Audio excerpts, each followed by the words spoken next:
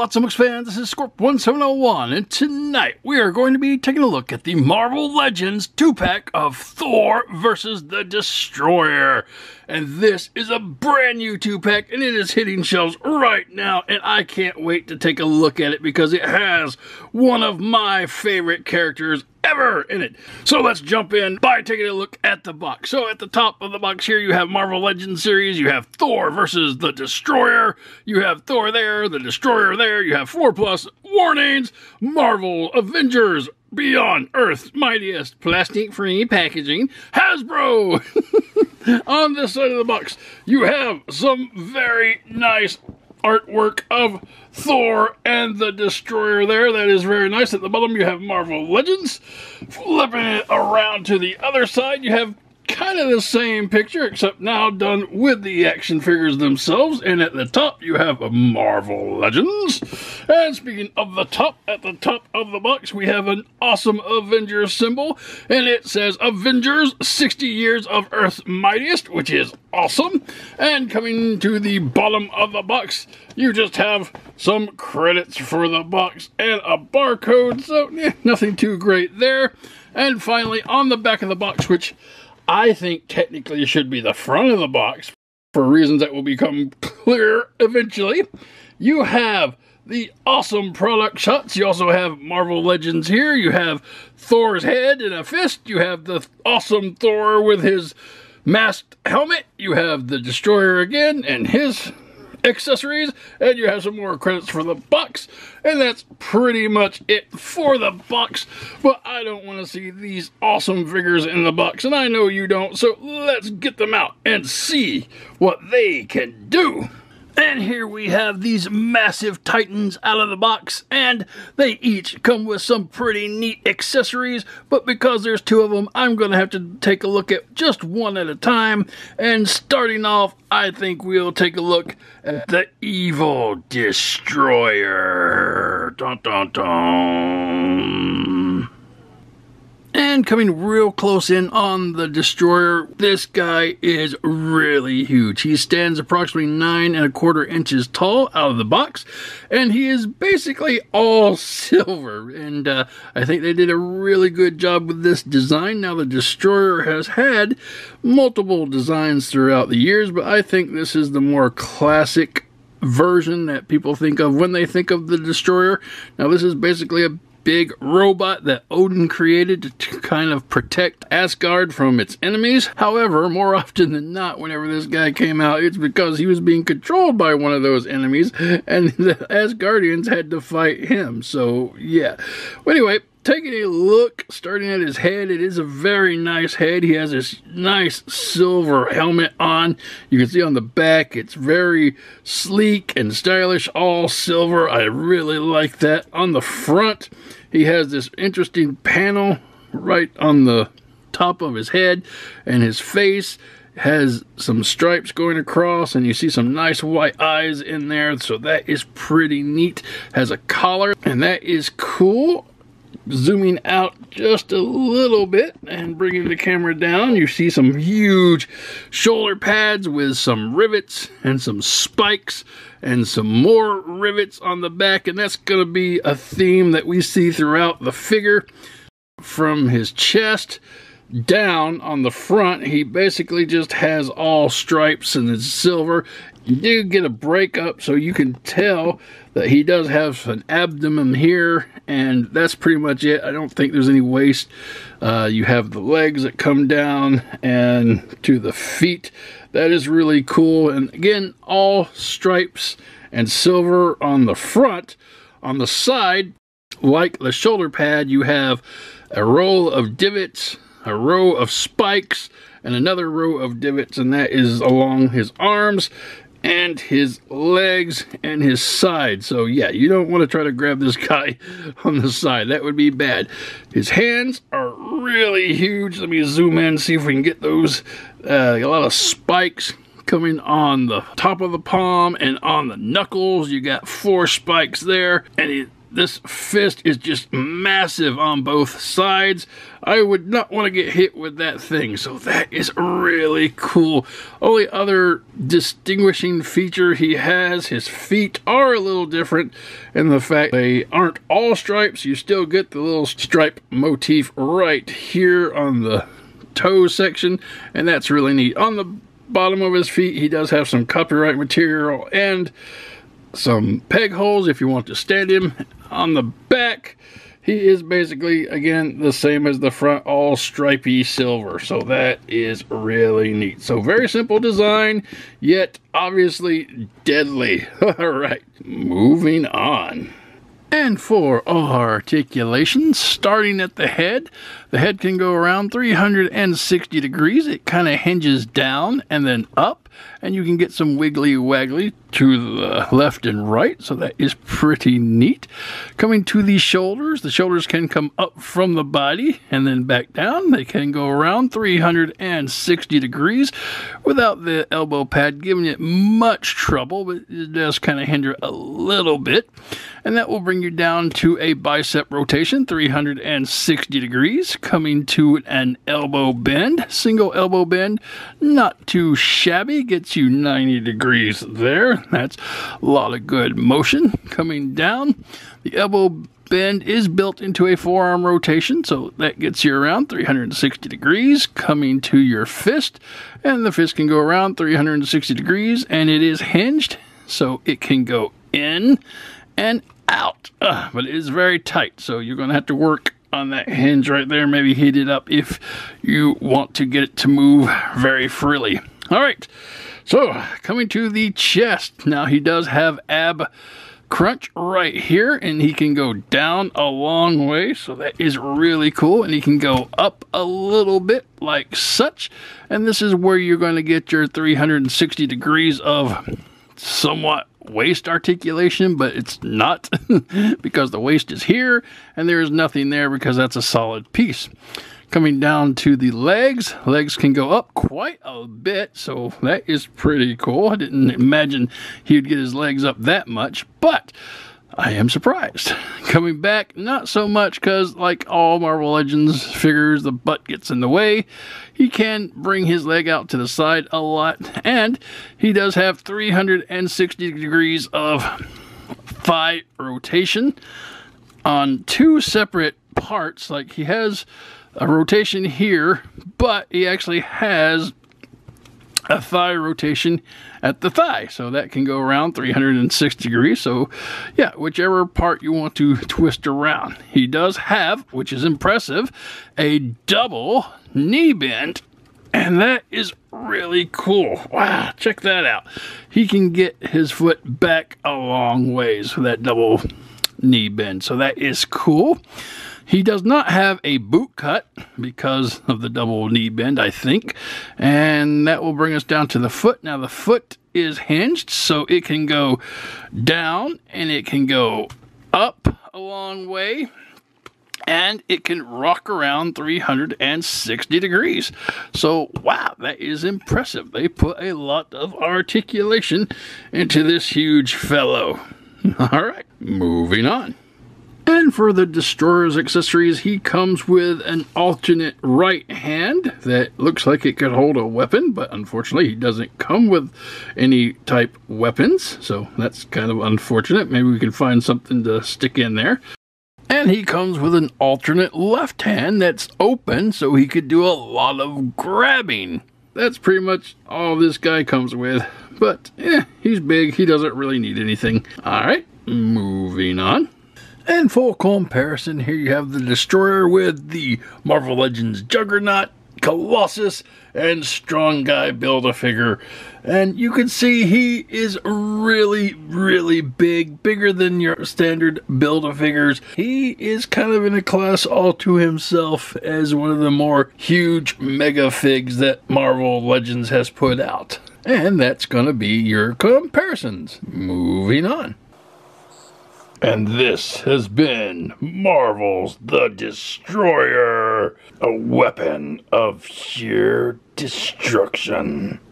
But there is one who would dare stand against him, and that is the mighty Thor.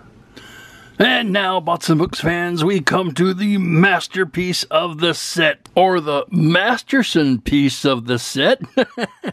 Okay, that was bad.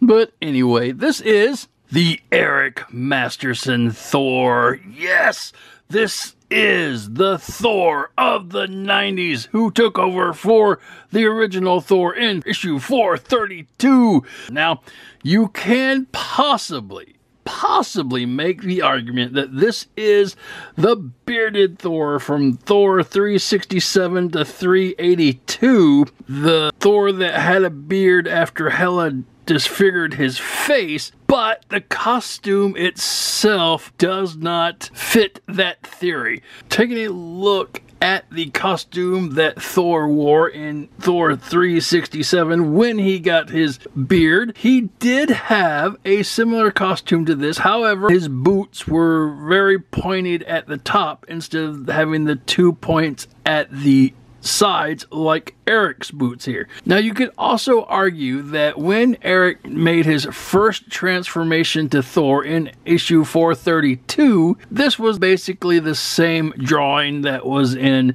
the Thor 367 and onward. But in Thor 433, Eric redesigned his costume to have the helmet with the mask, the black shirt, and the black pants with the new boots.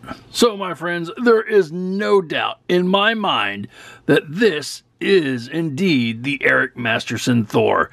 And this Thor I have been waiting for a long time. And out of the box, Thor stands approximately 7 1/4 inches tall, and he comes with his hammer, an alternate head, and an alternate hand, which we will take a look at later. But first off, I want to look at the God of Thunder himself. And coming real close on Thor's head sculpt here, it is amazing. I love this look for Thor. I could be a little biased because I read every single issue of Eric Masterson's run as Thor, and this was just awesome. So he has this beautiful silver helmet with a point at the top, and it comes down to his mask with the eyes that are done in white. I love that. The mask is a separate piece. It looks like it is glued on. He has some very nice wings sticking out the side of the helmet there. Let's zoom out. That is a little too close, I guess. All right. Coming to the back, you can see the nice long blonde hair coming out from underneath the helmet, coming down to the top of his back, and the cape comes down to the sides, and there's this nice openness here. It's not a full cape that goes all the way across his shoulders, and that's pretty cool. Let's zoom out some more. This guy is pretty big. Coming down to his face, you do see the nice beard that's in there, a lot of detail in it, coming to some lips, and then the hair comes down from the front over his shoulders, so that is nice. His costume is made up of a nice shirt. It's black, and it has these 4 round silver armor pieces on it, I guess. I like the way it's cut up at an angle on the shoulder. His arms are really big and beefy. The side is skin, but you can tell that this was all done in black plastic, and they kind of painted flesh tone on the black, so that may be problematic in time, but for the most part, I love it. You do have a little black and red wristband here, and be careful of these. They will come off when you change out the hands, so that is neat. He has a beautiful gold belt with a T right here, and the only thing I really don't like about this costume is they should have done the black all the way through. This just looks weird and silly, and this could give you credence to say that he is the original Thor, because the original Thor did have this multi-toned pants, I guess you could say. But when Eric redesigned his costume, it went to solid black. So I may wind up painting the bottom of these legs here. Anyway, that's coming down to these awesome redesigned boots with the tips on each side, and that is really nice. You got a lot of detail coming to the sides and down to the toes, so that is cool. Coming to the back, nothing that you wouldn't expect. You can move the cape up because it is very flexy, and you just basically have black and blue in the back of the boots, so that is really cool. All right, on the bottom of the boots you do have some copyright material and some peg holes if you want to stand him, and gosh, this is a good looking figure. I really love the way this thing looks. This is going to be my favorite Thor of all the Thors I've ever owned or will ever own, I believe. All right, enough of me gushing. Moving on. And for articulation, now the head is very limited in articulation. You do get a little movement with the little wings here, that's pretty neat, but when it comes to the entirety of the head, it can't go around 360 degrees, it can just go a little left and right because it is set between this cape and the shoulders, and the long hair is kind of hinder it. So, for his head movement, you're not going to get a lot. So down a little bit, up a little bit, and again, wiggle waggle to the left and right. So, that's all right. Coming to the shoulders, shoulders are hands. They can go up from the body and then back down. You can go all the way around if you miss the cape, and that is all right. He does have a bicep rotation, 360 degrees, coming down to a double hinged elbow, which is really nice. Good movement there. But unfortunately, with the double hinge, you don't get a forearm rotation unless you want to count it back with the bicep, and you can move them both at the same time. But that's going to be up to you. Coming down to the hand goes around 360 degrees, and this particular one is hinged, so it can go out and in, up and down, depending on how you have it situated. All right, coming to the middle of the body, he does have an ab crunch right here, and it can go down and it can go up, and you do get 360 degrees of movement there, which is pretty neat. And that is in addition to your standard waist articulation, which is right under the belt, and that will take you around again 360 degrees. So that is pretty cool. Coming to the legs, legs can go up quite a bit, not back because of the butt, which is standard for Marvel Legends and pretty much anything that has a butt. Coming to the side, you do get a little side kicking action there. You do have thigh articulation, 360 degrees around there. Coming down to a double knee bend, which is really neat, especially with these huge boots, but it does look kind of funny if you're looking at it at certain angles, so be careful with that. It's going to definitely break your sculpt. And unlike the elbow bend, you still do get a boot cut, which is going to be right underneath the point here, and that is going to be cool. You'll get 360 degree boot cut, and that will bring you down to the foot, and the foot is on a hinge, so it can go up and it can go down, and it can rock around the world 360 degrees. So yes, that is pretty nice. A lot of good articulation, but some of it is hindered based on the sculpt and mold. So I don't know, I still think it's a great looking figure, and he can basically move everything I want him to move. So there's good and bad, I guess. All right, moving on. And for accessories, Thor comes with a fisted left hand. If he wants to do some punching with his left and some hammering with his right, he can do that, and that's pretty neat. Not much to it, but, you know, it's an alternate hand. Moving on. And Thor also comes with an alternate head, and this is really neat. He doesn't have the mask in this particular head. He looks very grim, and the helmet is designed just slightly different. You got some nice silver on the sides, and they kind of border the wings up here, so that is pretty cool. And If you have him with this head, I think you can make an even bigger argument that this figure is supposed to represent the Thor from 367 onward and not Eric. But anyway, it's your figure. You can have him be whoever you want him to be. And this, again, is a very nice alternate head. I like the silver that they used in making this. Alright, moving on. And finally, you cannot have a Thor figure without giving him his trusty hammer, Mjolnir. And I love the design of this hammer. It is nice. It's gray at the top, has a nice brown handle and a brown strap attached to it so he could hold it and not lose it. But the best part of this hammer is if you turn it around, it even has the awesome detail of whosoever holds this hammer, if he be worthy, shall possess the power of Thor. And I love how that looks.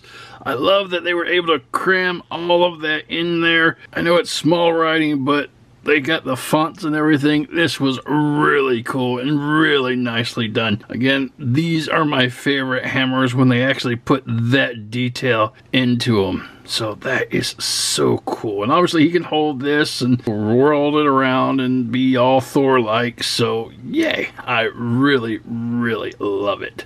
Moving on. And full comparison, here you have Thor with Jean Grey, Wolverine, Spider-Man, and Cyclops. And I do believe it's in scale because Thor is a god. He'd definitely be bigger than your average mortal or mutant or friendly neighborhood Spider-Man, as it were. Alright, moving on. And for an absolute must comparison, here you have Eric Masterson THOR with Eric Masterson Thunderstrike. And they are both utilizing the same arms here. And that may be the only similarities. I think the chest has definitely been remolded because this one has the points in the armor. This one is just straight.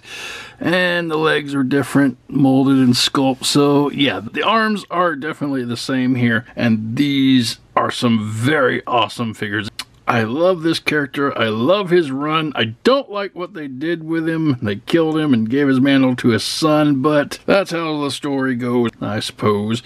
But I am very happy to have both of these in my collection, especially this one. I waited so long for this 90s Thor. Thank you very much, Marvel Legends. Alright, moving on. And this has been the Marvel Legends Thor vs. the Destroyer 2-pack. And this is an awesome little set. Now, this is a set with two brand new figures, and they are two figures that we have solely been lacking in the Marvel Legends series, and I am so happy to get these figures. So, talking about the Destroyer first, he's basically a tin can. He's very nicely done, nice mold and sculpt and detail. The silver is beautiful. The spikes and such is really cool details that they have in there, and he's also really large, so this would be kind of a Build-A-Figure that they put in this box set. So I'm very happy with him, although I don't have any connection with the character. But all in all, he is a really neat figure to have in your collection, especially if you do know about the Destroyer and you've been wanting one. But like I said throughout the video, my favorite part of this set was the Eric Masterson THOR, and this Thor is beautiful. I love it. If I had a figure of the year segment, this would be the winner, no doubt. In my mind, this would be this year's best figure. No matter what else comes down the line, this is going to be my favorite of the year because I love the figure. I love the way it looks. I love the story that's behind it and the character that's behind it. And that's really, to me, what makes a good figure, something that you want, something that you can display. Not necessarily that it's cool or what it does, but for mostly what it represents and the character behind the figure. And Eric Masterson has always been a great character in my opinion. He was an average everyday man who got these superpowers that he tried to juggle them, figure out how they worked, and have a life with his kid and the people around him. This, again, very awesome figure. Does have limited articulation, and I don't like the lower blue legs. I might repaint those. I feel like they just kind of threw him together. I feel the joints are kind of weak, and I am not going to be messing with them a lot. I fear that they will break or come apart, but I think it looks great, and I'm going to actually put it on a shelf and display it proudly, and I'm just so happy with it. I just wish that in the marketing they didn't always put the non-masked head on there. I think Marvel Legends did a disservice by not letting people know that this was the Eric Masterson Thor, but if you looked at the promotional pictures, you would have figured it out anyway. So that is these two. If you are looking for this box set, it is out now. I think you can only get it online. I haven't found it in any of the stores yet, but it goes for anywhere between $60 to $65 depending on where you pick it up. So if you're looking for it, happy hunting. And that's going to be the video, guys. I hope you enjoyed it, and until next time, keep playing.